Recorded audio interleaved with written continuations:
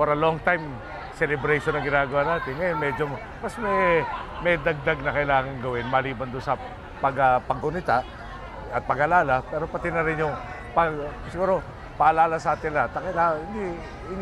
Hindi tapos ang laban kung hindi tayo handa magtanggol ng ating mga karapatan. Ang panawagan sa ating Pangulo,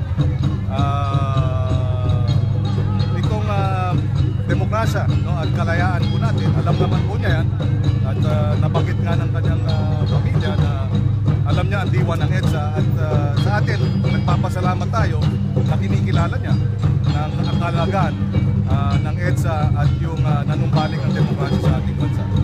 So now is the time to celebrate, and we're here to celebrate.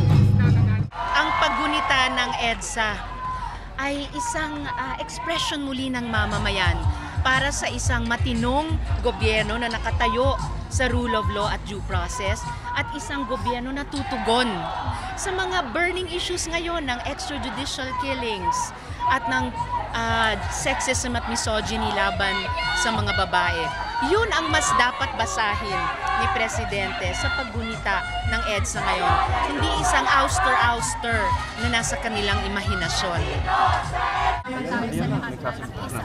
Sa ating celebration ngayon, papakita na kahit paano 31 years na nakakaraan, hindi pa din natin nakakalimutan yung diwa at mensahe ng EDSA noon.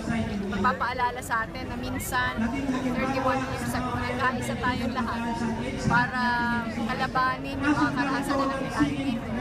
Sana hindi natin makalimutan na yung kapangyarihan ay talaga nasa tao. Kung ano yung gusto natin ipaglaban, kaya natin ipaglaban.